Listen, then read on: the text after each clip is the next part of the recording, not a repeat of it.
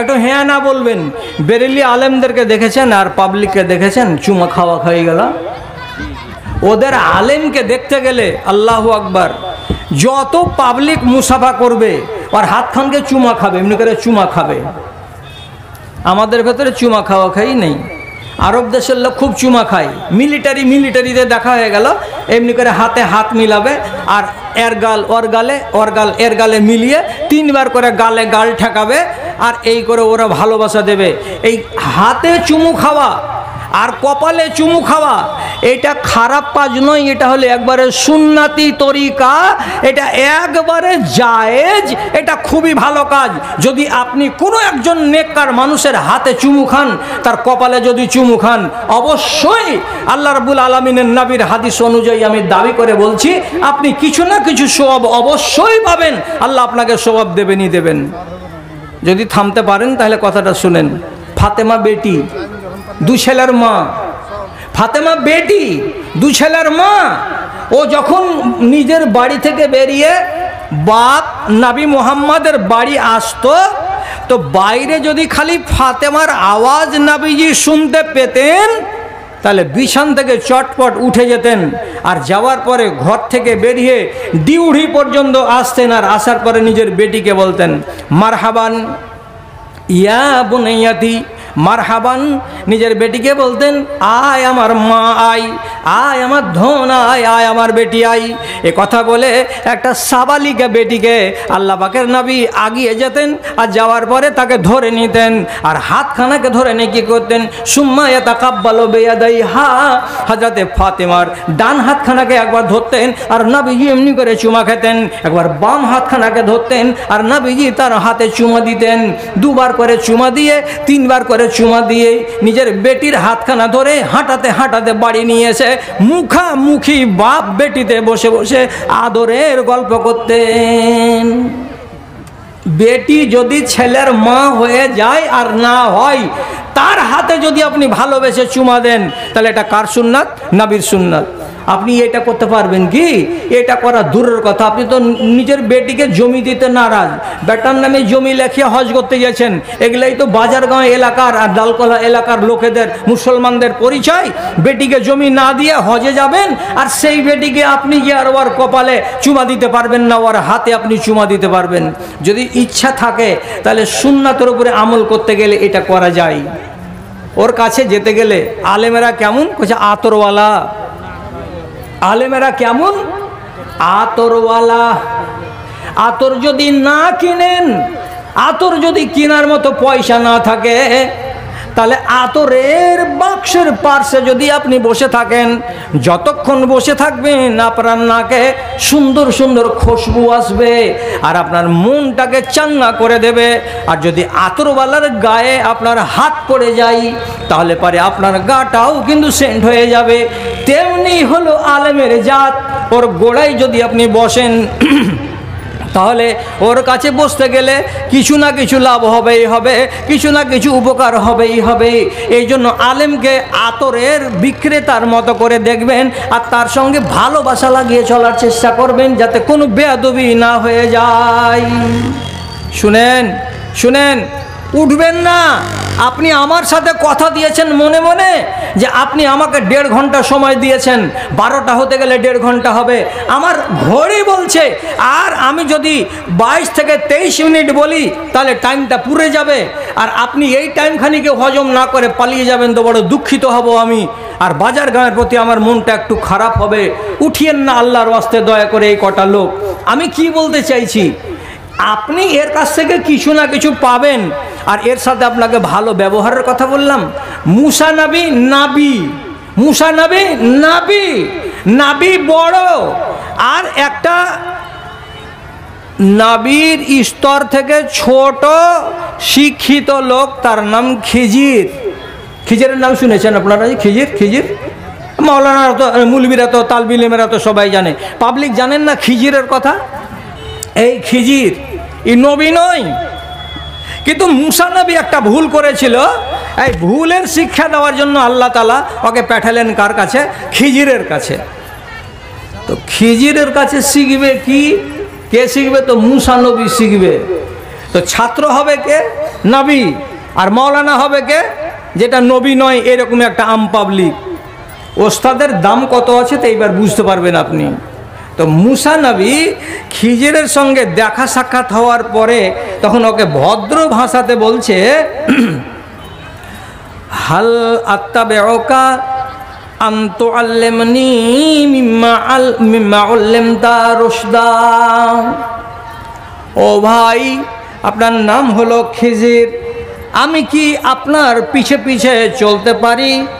আপনি আগে আগে হাঁটবেন আর আমি পিছে পিছে হাঁটবো। হাল আত্তাবিউকা, আপনার পিছে পিছে কি আমি চলতে পারি? চলতে আপনি দিবেন কি? আর আপনি আমাকে শিখাবেন কি? যে কথাগুলো আল্লাহ আপনাকে শিখিয়েছেন সেই কথাগুলোর কোনো একটু কিছু আমাকে শিখাবেন কি না? দা বলছেন, ওয়ালা আসি লাকা আমরা, আপনার নাফরমানি করব না, আপনার সঙ্গে বেয়াদবি করব না, আমি এমন কোনো কাজ করব না যাতে আপনার মনটা খারাপ হয়ে যায়। আপনি ওস্তাদ, আমি শাগির্দ, আমি হলাম ছাত্র আর আপনি হলেন গুরু। তো গুরুর কাছে শিখতে গিয়ে ছাত্র ভাষাটা কেমন ব্যবহার করছে, মিষ্টি ভাষাতে। আমি কি আপনার পেছনে পেছনে চলতে পারি? যদি আপনি এজাজত দেন তাহলে আপনার পিছনে পিছনে হাঁটবো আর হেঁটে কিছু শিখব। হুজ্জতি কথা নয়, কি শিখাবি না শিখাবি না এরকম কথা নয়, ভদ্র ভাষা। ওর কাছে ও তো হলো আতরের জাত, আতরের বিক্রেতা, বসলেই লাভ হবে। আপনি ওকে বসতে দেন। আর ইজ্জত কী করে করবেন আপনি আপনার গ্রামের আলেমদের? আগে থেকে যদি চায়ের দোকানে বসে থাকেন আর আপনার গ্রামের যদি একটা কোনো মাওলানা যায়, আলেম যায়, তো ওর দিকে প্রথম কাজ করুন কি, একটু মুচকি হাসি দিয়ে তাকান। 1 2 নম্বর, আসেন মাওলানা আসেন, দিয়ে নিজের জায়গাটাতে একটু সরে সরে বসেন অথবা উঠে দাঁড়ান, দাঁড়িয়ে আপনি মাওলানাকে বসার সুযোগ করে দেন। 2 3 নাম্বার, যদি পারেন তো তাহলে তাকে আপনি এইভাবে আপ্যায়ন করেন, একটা চা খান, একটা চাগুলো খান। 3টা হলো, যদি সবটি না পারেন এটা তো পারবেন, আসেন মাওলানা আসেন আসেন বসেন, দেরে মাওলানাকে বসতে দেরে। তাহলে এটা মাওলানার কি হলো, ইজ্জত করা হলো, রেসপেক্ট করা হলো, সম্মান করা হলো। যদি আপনি এইটুকুই বলেন তাহলে ও যদি ঠিকই আলেম হয়, চা পায়নি তার আগেই আপনি যে ওকে সম্মান করে ডাকলেন, তো ও আলেমের বাচ্চা আলেম যদি হয় তো প্রথমেই বলে বসবে কি, জাযাকাল্লাহ, শুক্রিয়া, জাযাকাল্লাহ। শুক্রিয়া মানে কি, আপনার আমি শুকরগুজারি করছি, আল্লাহ আপনাকে ভালো বদলা দান করুন।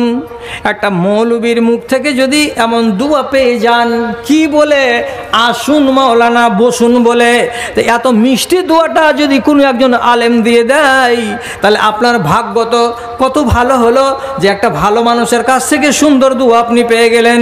কিছু যদি নাই বা হয় তাহলে ওই কথাটা যে আপনাকে বলে দিয়েছে তার নামে যতটি অক্ষরে অক্ষরে সোয়াব হয় ততটি সোয়াবের আপনি ভাগিদার হয়ে যাবেন।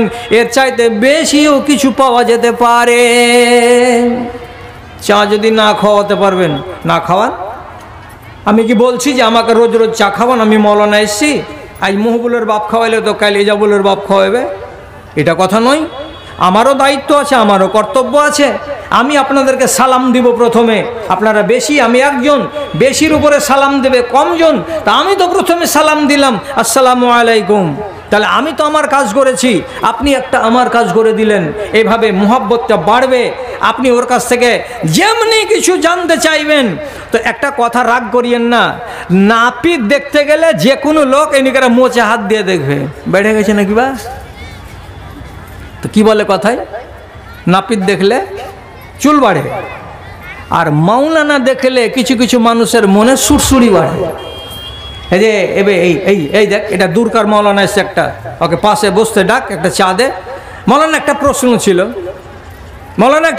ছিল, তো মাওলানার কাছে যদি জানতে না চাইবেন তো কার কাছে জানতে চাইবেন?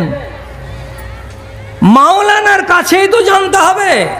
আল্লাহ কোরআনে বলছেন ফাসআলু আহলা যিকরি ইন কুনতুম লা তা'লামুন, তোমার যত রকমের জানার কথা আছে, তোমার মনে সংশয় যত রকমের আছে, তুমি সেই সংশয়কে দূর করে নাও। মাওলানা তোমাকে যদি জানা থাকে তো জবাব দিয়ে দেবেন, আর জানা যদি না থাকে তো মাওলানা বলবেন জানবো, আর জানার পরে তোমাকে জবাব দেব।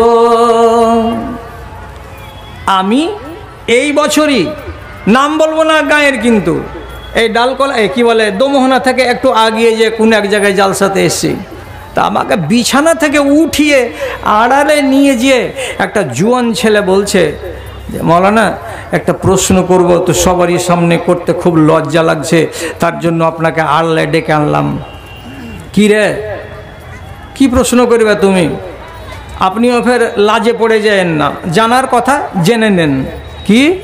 তো বলছে, ভদ্র ভাষাতে বলছি, আমি খারাপ ভাষাতে বলছি না, বলছে মাওলানা আমার স্ত্রীর পেট থেকে একটা বাচ্চা হয়েছে, বাচ্চাটার বয়স এখন 4 মাস চলছে। তো 4 মাসের স্ত্রীর বাচ্চা, কোলে বাচ্চা, এমন স্ত্রীর তো দুধ হচ্ছে। এখন আমি স্বামী হিসাবে যদি তার গোপন অঙ্গে অর্থাৎ তার স্তনে মুখ লাগাই, আর একটু দুধ যদি আমার মুখে ঝোঁকের মাথাতে চলে যায়, তাহলে কি বারাত মরি যাবে? আমাকে মৌলভী সাহেব বলছে যে ওর দুধ যদি তোর মুখে চলে যায় তাহলে কিন্তু ওর স্ত্রী তোর হারাম হয়ে যাবে, কারণ যে ওর দুধ তুই খেয়ে নিলি তাহলে ওটা তোর মা হয়ে গেল, তাহলে কোলের বাচ্চাটারও মা, আর তোরও ওইটা মা হয়ে যাবে। দিয়ে মাওলানা নাকি বলেছে যে ও যদি বাচ্চাকে ভাত খাওয়াই আর ওর মুখের লালাযুক্ত ভাতগুলো বা বাচ্চার মুখের লালা মাখা ভাতগুলো যদি তুই খেয়ে নিস, তো হতে পারে বাচ্চার মুখে ওর মার একটু দুধ লেগেছিল, কাজে ওই ভাতও তুই খেতে পাবি না, না তো তোর মাইয়া তোর মা হয়ে যাবে। তা আমি বলছি, আরে খ্যাপা, কে তোকে বললে এই কথাটা যে মেয়ে ছেলের যদি স্তনের দুধ তোর মুখে তুই স্বামী যদি চলে যায় তো তাহলে তোর স্ত্রী তোর উপরে হারাম হয়ে যাবে? এক কথায় তোর স্ত্রী হারাম হবে না। কেন? বাচ্চার বয়স যদি 2 বছরের মধ্যে থাকে আর ও যদি কোনো স্ত্রীর স্তন চুষে 2 ফোঁটা দুধ খেয়ে নাই, তাহলে ওইটা ওর বেটা হবে। তুই তো এত বড় ছেলে যে ইয়ার পেট থেকে ছেলে বাহির করে নিয়েছিস, তো তুই কখনো আর ইয়ার দুধ খেয়ে ওর বেটা হতে পারিস? তোর আর বেটা হওয়ার সুযোগ নেই। ওর দুধ যদি 1 গিলাস খেয়ে নিস তবুও তোর স্ত্রী তোর মা জীবনে হবে না। হচ্ছে তাহলে আমার জানটাতে একটু আস্থানা এলো যে আমি মনের দিক দিয়ে একটু ফিরে হইলাম। আর যে মনের দিক দিয়ে ফিরে হলি তাহলে কাল থেকে ফের শুরু করে দিস না চুষতে, ফের এটা করা নোংরামি, এটা হয়ে যাবে কি নোংরামি। হারাম হবে না স্ত্রী, কিন্তু তাই বলে এই কাজ করাটা জায়েজ নয়। তা আমি কি বলছিলাম, ফাসআলু আহলা যিকরি ইন কুনতুম লা তা'লামুন, তুমি যদি না জানো তাহলে পরে যারা জানে তার কাছে তুমি জেনে নাও। আমি গৌরব করিনি দাদা, আমার ভাই, আমার বন্ধু, আমার মোবাইলের নাম্বারটা কত পুরানা? 2006 সালে সর্বপ্রথম আমি মোবাইল যখন কিনলাম, তো ওই নাম্বার আজ পর্যন্ত আমি পাল্টাইনি।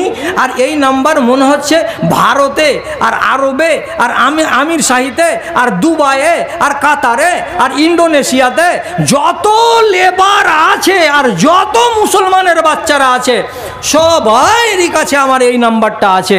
কে না প্রশ্ন করে না রাত 12টা কি আর রাত 1টা কি আর রাত 3টা কি? আমি জীবনে কোনোদিন ক্লান্তি বোধ করি না। ওর জানার ইচ্ছা আছে, ও জানছে, ও জানে না আর আমি জানি। আর আমি যদি সেই কথাটার জবাব না দিই তাহলে আমিও তো খিয়ানত করা হয়ে যাবে। এই জন্য যারা জানে তাদের কাছে সওয়াল করুন আর তার কাছ থেকে জবাব নিন, কিন্তু আবার এটা স্টাইল করতে যাবেন না। স্টেজে আমি ওয়াজ করছি, আমাকে এসে চিরকুট দিয়ে দিলেন না, দেওয়ার পরে বলছেন হলো না, এটা কি হবে? তো জানবার দরকার আছে তোমার, আর গাঁলার সামনে তুমি আমাকে চিরকুট দিচ্ছ, আমি তখন বাহাদুরি দেখাতে শুরু করব। এই কাজ করাটা ঠিক নয়। পার্সোনালি যাও, মাওলানাকে বলো জব শিখে নাও, নিয়ে চলে এসো। যাক, প্রসঙ্গে ফিরে আসছি। হাতে চুমু খাওয়া হানাফিদের ভেতরে আছে, হাতে চুমু খাওয়া বেরেলিদের ভেতরে আছে। এটাকে অস্বীকার করা যাচ্ছে না, এটা একটা সুন্নাতকে তারা পালন করে, আর আহলে হাদিসেরা সুন্নাত পালন করে না। আগামীকালকে আপনার যেটা ভালোবাসা আলেম, তার হাতে আপনি মুসাফা করার পরে আর হাতখানে চুমা খাবেন, আপনি এই সুন্নাতটা কালকে পালন করবেন, 10টা নেকি পাবেন। কয়টা লোক আছেন হাত তুলেন, যেটা আপনার পছন্দের মাওলানা হবে ওর হাতে চুমা খাবেন। 2 3 4 5 6 7 8 9 10 12 14 তো পাওয়া গেল গুটিগুলো।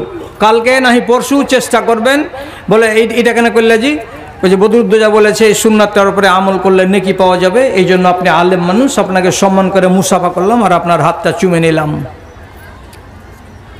চুমা খাওয়াটা কেমন আর কতদূর আকেলের কথা, এটা শিখে রাখেন খালি। ইমাম মুসলিম আর ইমাম বুখারী দুটো একবারে বাঘা আলেম। কত বড় আলেম! বুখারী, ইমাম বুখারী লিখেছেন এতখানি মোটা বই, তার নাম হলো বুখারী শরীফ। আর ইমাম মুসলিম লিখেছেন একখানি বই, তার নাম হলো সহিহ মুসলিম, এটা এতখানি মোটা। আর হাদিসের আরও অনেক কিতাব আছে দুনিয়াতে।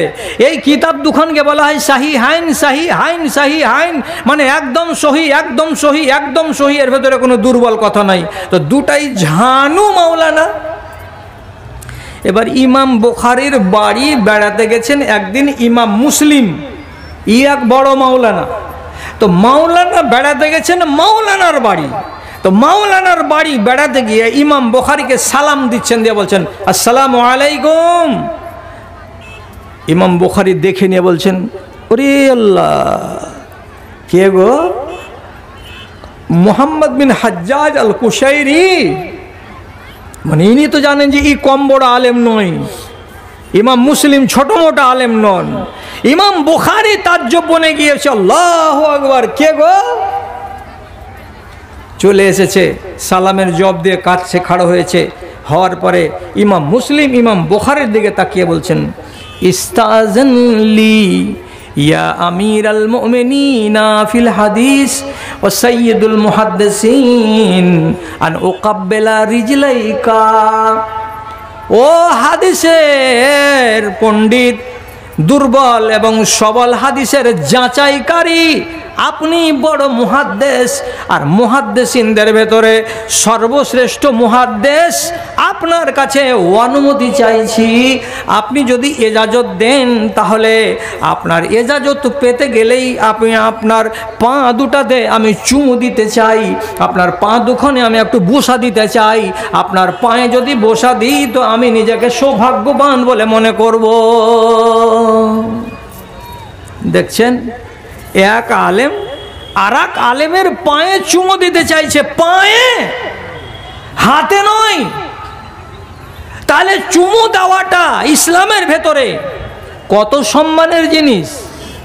ওহি লিখতেন একজন সাহাবী, তার নাম যায়েদ বিন সাবেত, আর রাসূলের আপন চাচাতো ভাই, তার নাম ইবনে আব্বাস। এও বড় আলেম আর বড় মুফতি। তো ইবনে আব্বাস হলেন আলেম বড়, আর যায়েদ বিন সাবেত উনিও বড় আলেম। ওহি লিখার দায়িত্ব দিয়েছিলেন আল্লাহ রসুল ওকে। তো যায়েদ বিন সাবেত উঠে চড়ে কোনো জায়গা চলে যাচ্ছে, আর রাস্তাতে হঠাৎ দেখে নিয়েছে কে? তো ইবনে আব্বাস দেখে নিয়েছে। আর ইবনে আব্বাস দেখে নিয়ে যায়েদ বিন সাবেতের উটের দিকে এমনি করে উপর দিকে মুখ করে কয়েছে, মাওলানা একটু দড়িখানে এদিকে দিয়েন তো। উটের লাগামের দড়িটার কথা বলছে, একটু লাগামটা দিয়েন তো এদিকে আমাকে দেখি। এই খ্যাপা মাওলানা বুঝতে পারেনি যে আমার লাগামটা কেন ধরতে চাইছে। লাগামটা যেমনি ওর হাতে দেওয়া, এবার ইবনে আব্বাসের মতো এত বড় জালিলুল কাদার মাওলানা ওর লাগাম ধরে হাঁটতে শুরু করেছে। আপনাকে লাগাম ধরতে হবে না, আমি লাগাম ধরে উটকে টেনে নিয়ে যাচ্ছি, বলেন আপনাকে কোথায় যেতে হবে।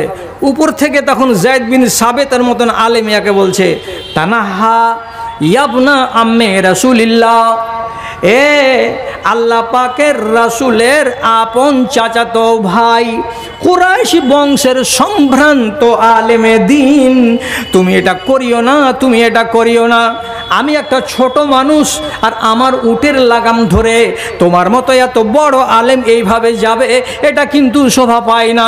ইবনে আব্বাস তখন তাকে জবাব দিয়ে বলছেন, হা কাজা ওমের না আর নাফালা বে ওলামা এনাম, আমাদেরকে আল্লাহ পাকের নবী বলেছেন, আমাদেরকে এটাই শিক্ষা দিয়েছেন যে তোমাদের মাঝে যদি কোনো আলেম থাকে তাহলে আলেমের সম্মান এই রকম করে করতে হবে। আপনি আলেম মানুষের লাগাম কেন ধরবেন? আপনার সেবা করবার জন্য আমি লাগাম ধরে ধরে হাঁটবো, আর আপনি আমাকে বলবেন আমাকে কোন দিকে যেতে হবে। কত বড় ইজ্জত করছে এই বেচারি। দেখছে আল্লাহ আমার ইজ্জত তো এত বাড়িয়ে দিল, তখন উঠ থেকে নেমে গেছে, আর নেমে যাওয়ার পরে রশিটাকে হাতে করে নিয়েছে, আর নেওয়ার পরে দুজন মিলে হাঁটছে। হাঁটতে হাঁটতে ইবনে আব্বাস এইরকম করেছিলেন, হাত দুটা বগলের তলে ঢুকানো ছিল। তখন হঠাৎ করে যায়েদ বিন সাবিত তোকে বলছে, এই ইবনে আব্বাস আপনার হাতটা বের করেন তো, আপনার হাতটা বের করেন তো। ই খেপা বুঝতে পারেনি যে আমার হাত আমাকে কেন বের করতে বলছে। তো যেমনি হাতখানাকে বের করা, যেমনি বের করা, তো হাতখানাকে যায়েদ বিন সাবিত হাতে নিয়ে নিয়েছেন, খপ করে ধরে নিয়েছেন, আর নেওয়ার পরে নিজের দিকে টেনে এনে এমনি করে চুমা খেয়ে দিলেন। এইরকম করে হাতখানাকে চুমা খেয়ে নিলেন। ইবনে আব্বাস বলছেন, হাই হাই, আপনি আমার মতো একজন খাকসার মানুষের হাতে কেন চুমা দিচ্ছেন?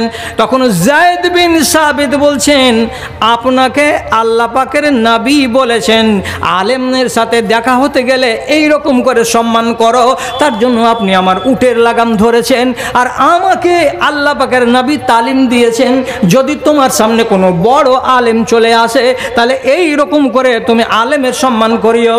তার জন্য আমি নবীর ফরমান অনুযায়ী আপনার হাতে চুমু দিয়ে দিলাম। আপনি আমার কাছে একজন বড় আলেম, আপনি আপনার কাজ করেছেন, আমি আমার কাজ করেছি। আলেমে আলেমের ইজ্জত করছে, আর আপনি পাবলিক ইজ্জত করতে পারবেন না একটা আলেমের? আপনি যদি সারা রাত নমাজ পড়েন, আর একটা আলেম যদি শুধু এশারের নমাজকে জামাতের সঙ্গে পড়ে আর তারপরে 2 রাকাত নামাজ আদায় করে আর 1 রাকাত ভিতরে পড়ে ঘুমিয়ে যাই, আল্লাহর কসম খেয়ে বলছি আপনার মতো একটা আম পাবলিক আলেমের আপনি সমান হতে পারবেন না। আপনি মনে মনে বলবেন, আবে ওই আলেমটা তো জর্দা দিয়ে পান খায়, আমি তো জীবন ওগুলাতে হাত পা লাগাইতে যাই না, ওর থেকে তো আমি নমাজি বেশি, ওর থেকে আপনি নমাজি বেশি, এটা ঠিক আছে। কিন্তু ওর পেটে যদি শরিয়তের বিদ্যা থাকে তো যেইটুকু দোষ আছে ওই দোষের জন্য ও আল্লাহর কাছে দোষী হবে, তাই বলে আপনি তার ইজ্জত কমাতে পাবেন না। আলেম আর আবেদ এক নয়, আলেম আলাদা আর আবেদ আলাদা। আপনি কেমন করে চিনতে পারবেন যে আলেমের মর্যাদা কত আর আবেদের মর্যাদা কত? জি সত্যি কথা বলছি, শেষ করে দেবো, আমার টাইম হয়ে চলে আসছে।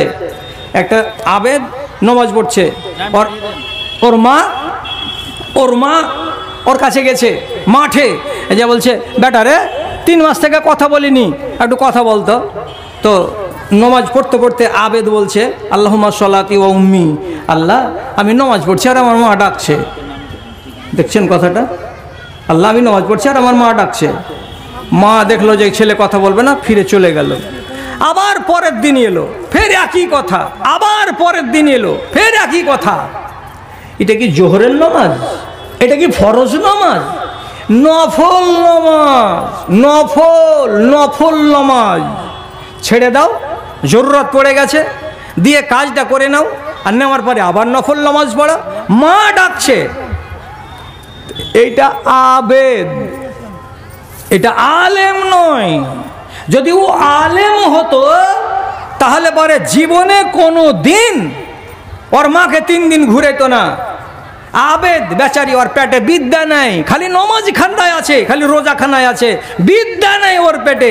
3 দিন ঘুরিয়ে দিল মাকে। মাও বুড়ি মানুষ, তখন পাঠাম করে একটা বদদোয়া দিয়ে চলে গেল। আর যেমন বদদোয়া দিয়ে দেওয়া, 10 মাস পার হলো না, ওর আবেদ বেটাকে বদদোয়া লেগে গেল। আর গ্রামবাসী এসে একটা বেটি ছেলের সঙ্গে মুখ কালো করার অপবাদে তাকে মেরে তার ঘরকে গুড়িয়ে দিল, আর তাকে লহুলাহান করে ছেড়ে দিল। শেষের বেলায় কি বলছে? আমার মার বদদোয়া আমাকে লেগে গেছে। ও যদি মাওলানা হতো তাহলে নমাজ ছেড়ে দিত, আর নমাজ ছেড়ে দেওয়ার পরে বলতো, মা কি বলছিলে তুমি? তাহলে আবেদের আর আলেমের ভেতরে আসমান আর জমিনের তফাৎ। আপনার অতখানি জ্ঞান নাই শরিয়তের যতটা ওর জ্ঞান আছে। ভালো করে বুঝেন। একটা লোক শুকনো জমিতে ছিপ ফেলে দিয়ে বসে আছে, বংশী লাগিয়ে কেঁচা গেঁথে এমনি করে বসে আছে ফেলে দিয়ে। আর যেই লোক ওখান দিয়ে যাচ্ছে তখন বলছে দিক দিয়ে হাঁটে না, ও একটু দূর দিয়ে হাঁটো, দূর দিয়ে হাঁটো, একটু দূর দিয়ে হাঁটো। তখন বালকরা দেখছে এমনি করে, কী হয়েছে জি, কী ব্যাপার জি, দেখতে পাচ্ছি না যে ছিপ ফেলা আছে? তো সরানে যদি ছিপ ফেলা থাকে, আর তো সরানে কি ছিপ বংশীটাকে কি খাইবে যে এই বেকুফের মতন ওখানে ফেলে রেখেছে? তো একটা আবেদ অর্থাৎ নমাজ পড়া মানুষ, পেটে বিদ্যা নেই, ওখান দিয়ে যাচ্ছে, যাওয়ার টাইমে তখন বলছে কি আছে ভাই, এই ছিপ ফেলা আছে, ওদিক দিয়ে হাঁটো। তো বলছে বারে এখানে তুমি ছিপ ফেলা কি করছো? যেমন তাই করি, তোর তাতে কি? আবেদ তো পেটে অতটা বিদ্যা নেই, তো সামন দিয়ে না যায় পিছন দিকে এসে আর কানের কাছে এসে বসে কইছে ভাই, হ্যাঁ তোকে আমি বড় ভাই কয়ে মানছি, এরকম করে শুকনো জমিতে ছিপ ফেলে তুই কী করছিস, কী হবে, কোন মাছ হবে, কটার সময় মাছ ধরবে, একটু আমাকে বিদ্যাটা শিখিয়ে দে না। তো বলছে 30টা টাকা দেয়। 30টা টাকা দে যেমন কহা, টাকাটা দিয়ে দিয়েছে।